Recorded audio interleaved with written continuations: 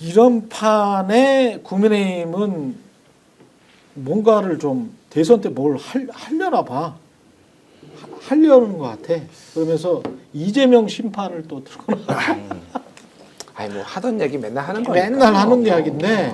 할 수 있는 게 그거밖에 없잖아요. 지금 말할 수 있는 게. 많이 하라고 하시죠. 뭐 그런 식으로 하면 할수록 오히려 저는 지금 상황에서는 이재명 대표를 도와주는 거다. 도와주는 거다. 저는 그렇게 생각합니다. 많이 하기 바랍니다. 이 사람들 중에 누가 됩니까? 이게 뭐 13명이 아니고 15명이나 됐는데. 전체적으로 뭐 최근에 여조 나온 거나 뭐 이런 네. 걸 보면은 김문수의 하락세가 완연해요. 그 JTBC 메타보이스 여론조사가 있는데 2월 달에 국민의힘 당원들이 지지한 게 68이었는데 김문수를. 근데 60으로 떨어지고요. 최근에 홍준표가 그거를 온전히 받아갔어요. 그러니까 탄핵을 반대한 사람들 중에서는 홍준표가 다시 뜨고 있다, 약간. 그러니까 당원들이 보기, 그러니까 최근에 그 여조는 2월 달에 1월, 2월 달에 그 보수가 엄청 였지, 강경 보수가. 그래가지고 막 난리 났었잖아요. 서부지법도 막 폭동도 일으키고. 그 이후로 조금 이제 진정이 되고, 또 하나는 그 국힘 지지자들에서는 김문수를 이길 수 있겠어? 뭐 누가 돼도 이기기는 쉽지 않은데, 김문수는 이거는 아닌 것 같아라고 하는 분들이 좀 늘어난 것 같아요. 그러니까 그렇다고 한동훈으로 갈 수는 없고. 그러다 보니까 최근에 이제 그 여기가 홍준표가 좀 뜨고, 그러니까 홍준표가 탄핵되자마자 즐거운 마음으로 서울로 가겠다, 그렇게 얘기를 한 게 그런 분위기가 있는 것 같고, 경쟁력으로 따지면은 유승민 전 대표가 경쟁력은 있는 걸로 나와요. 어떻게 나오냐면은 그러니까 양자 대결을 붙여보면은 이재명이 제일 적게 나오는 게 유승민이에요. 아, 그래요? 예, 그 대신 유승민도 지지가 높진 않지만은 중간지대가 많아요. 그 오늘 나온 뉴스원하고 그 한국갤럽, 뉴스원이 의뢰해서 한국갤럽 보면은 이재명이 다른 사람하고 붙으면은 다 50이 넘거든요. 김문수랑 붙으면 55까지 나와요. 근데 유승민이라고 붙여봤을 때 49가 나오더라고요. 예. 그러니까 상대적으로 유승민이면은 보수 진영에서도 좀 온건 보수, 뭐 탄핵을 반대하지만, 그러니까 찬성하지만 온건 보수 중에서 민주당 찍을지 유승민 찍을지 고민하는 분들이 좀 있다. 근데 문제는 유승민이 될 가능성이 없다. 국민의힘 내에서. 국민의힘 내에서. 김문수나 홍준표나 뭐 중도들이 봤을 때는 객긴 돕긴 하십니까? 아니 자기 객긴 돕긴 하네? 15명인가가 지금 네. 난립을 하고 있다고 하는데 네. 그 자체로 보면 저는 대다수는 지금 이제 연불보다는 잿밥에 관심이 많은 사람들일 것이다. 대선이 목표가 아니라 이제 당권이나 뭐 다른 거 목표로 하는 사람이 많은 것 같고요. 그리고 이렇게 지금 국민의힘에서 대통령이 지금 두 명이나 탄핵돼서 파면이 됐는데, 자기가 또 대통령 하겠다고 15명이나 지금 손들고 나온다는 것 자체가 국민의힘은 전 끝났다. 이게 안 된다, 이 사람들은. 네. 최소한 거기에서 이렇게 국민한테 죄를 지었으니 당이, 우리 당은 최소한 대선 후보를 내지 말아야 된다. 참여해야 된다. 반성해야 된다. 이런 목소리가 지금 1도 분출되지 못하고 있거든요. 없어요? 네. 거의 없어요? 뭐 김웅 전 의원 정도나 그런 말을 예. 했는데, 그러니까 그건 생각을 안 하고 전혀 반성하는 기색 없이 내가 다음 대통령 할 거야 하고 이렇게 나오는 사람들이 10명이나 넘게 나온다는 것 자체는 이제 저는 국민의힘은 국민의 주권자의 뜻을 받드는 그런 마음이 1도 없는 정당이다. 그러니까 저는 이거는 해산하는 게 답이다. 그래 생각이 듭니다. 국민의힘은 말씀하신 대로 보수 정당이 지금 배출한 대통령이 2번 연속 탄핵이 된 겁니다. 예. 2번 연속. 2연속 탄핵이 됐습니다. 역사상 이런 일이 없었습니다. 어떤 대통령이 2번 연속 탄핵이 됩니까? 예. 그러면 우리가 왜 이렇게 되었는가? 그걸 반성을 하고 국민들 앞에 우리가 이렇게 된 이유는 우리가 이렇게 잘못 생각해서입니다. 앞으로는 이렇게 좀 자세를 고쳐 먹겠습니다. 뭐 이런 걸 내놓고 그 자세를 고쳐 먹겠다고 생각한 결과 우리는 이런 후보를 냈습니다. 뭐 이게 설명이 돼야 될 거 아닙니까?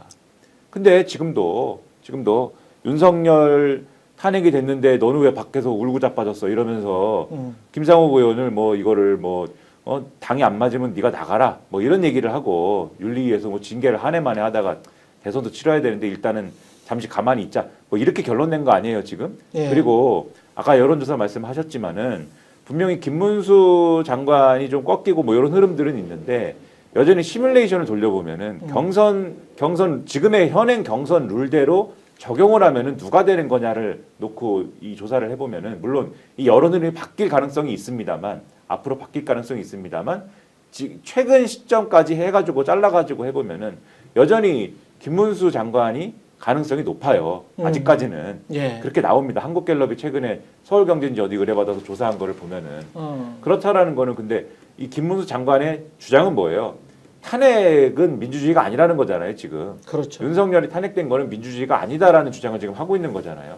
이런 반성을 근데 지금의 경선 룰은 뭐냐면 국민의힘 당원 50%, 그다음에 여론조사에서 민주당 제외하고 나머지 따진 게 50% 이렇게 계산하는 거지 않습니까? 즉 범국민의힘 지지층, 범보수층은 여전히 물론 지지 후보 없음이 상당수를 차지합니다만은 어쨌든 여전히 탄핵에 대해서 지금 탄핵당한 거에 대해서 반성하지 않는 지지층이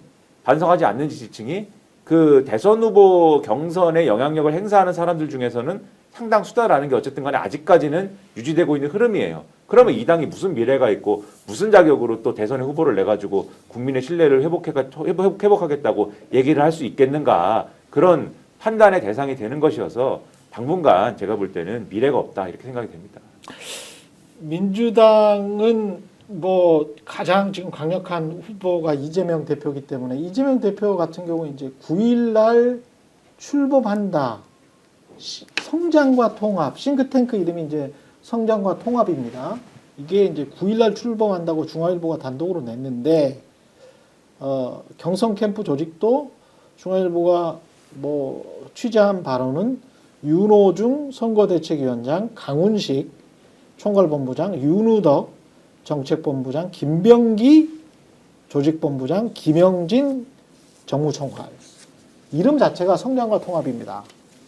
이름 자체가 성장과 통합이라는 거는 기존에 본인이 이재명 후보가 주장했던 중도보수로 거기에서 다 먹겠다.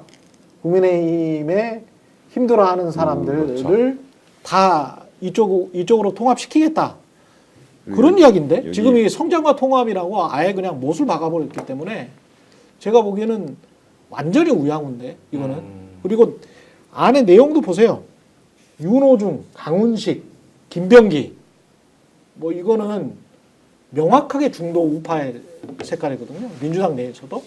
뭐 그렇기 때문에 요 지금 이것만 봐서는 그리고 뭐 지금 중앙일보 보니까 유종일 교수 나오네요. 유종일 등 100여 명 이러는 거 보니까 네. 이게 뭐 어떻게 보면 경제 성장이라든가 그렇지. 뭐 그쪽으로 과학기술이라든가 막 이런 부분에 대해서 확실하게 뒷받침을 할 만한 학자들이 지금 모인 싱크탱크인데 제가 지금 여기서 또 눈에 띄는 것은 국방 전문가 뭐 김진아 한국외대 교수 이런 분도 계시고 장병탁 서울대 인공지능연구원장 예, 이분이 우리나라 AI계에서는 거의 최고 공에 계신 분이거든요. 예, 그렇기 때문에 확실하게 이거 지금 성장에 방점을 두고 예, 경제 드라이브를 걸겠다 이런 걸로 보입니다. 그러니까 이름이 이제 성장과 통합이니까 보통 이제 이런 건 중도 지향에 이제 이런 캠페인 할 때 많이 쓰는 용어고 그다음에 말씀하신 이제 의원들 보면은 뭐 윤호중 전 의원 윤호중은 그렇다고 치고 오라하죠. 네. 강훈식 뭐 소위 말하는 비명계랑 소통이 잘 된다 이런 강점을 갖고 있는 오라하죠. 평가를 예. 갖고 있는 거 아닙니까? 예.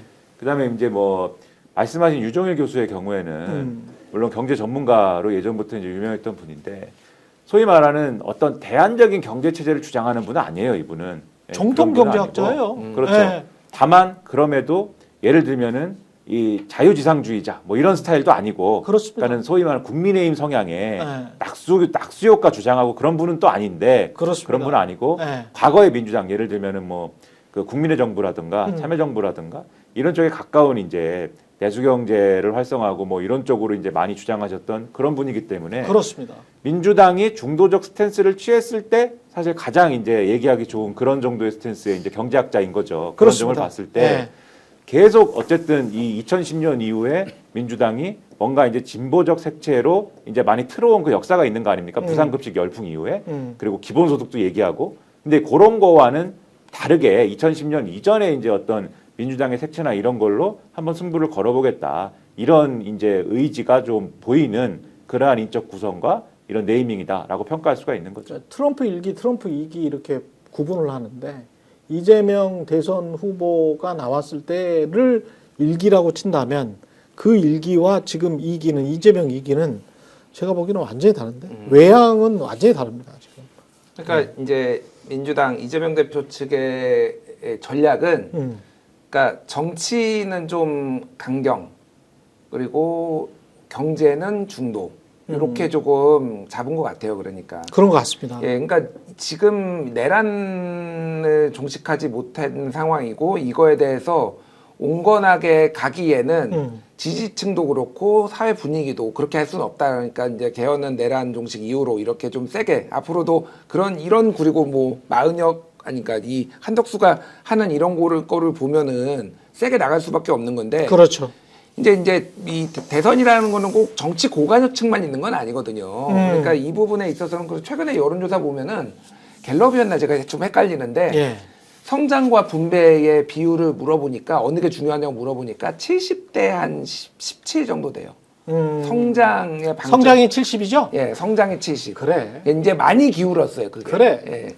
그런 거를 이제 어떤 여론 흐름을 좀 반영했다라고 보는 게 맞죠. 주권자들이 그렇게 생각하면 방법이 없어. 그리고 최근에 그 이재명 대표가 아니 자꾸 말하는 게 그거잖아요.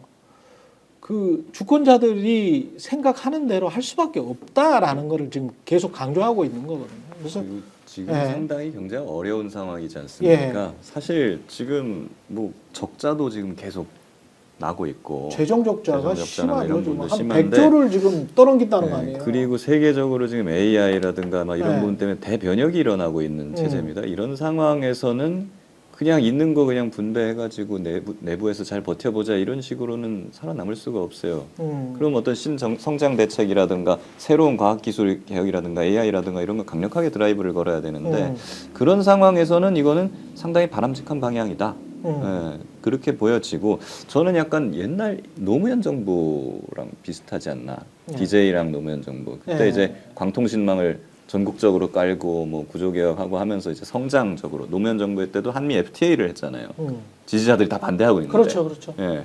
그런 과정에서 국가와 국민을 위한 길이라고 한다면은 지지자들과 설령 조금 반대되는 부분이 있다 하더라도 이거는 추진을 해야 되겠다라는 그런 면모가 좀 엿보이고 반면에 정치적으로도 보면 이제 평론가님 얘기하신 것처럼 그 노무현 정부나 이럴 때 정치적으로 상당히 개혁적인 성향을 띄었습니다. 정치 개혁하고 막 이런 식으로 그랬죠. 한다고. 예. 약간 뭐 그런 식으로 가겠다는 것이 아니냐 하는 게 엿보입니다. 예.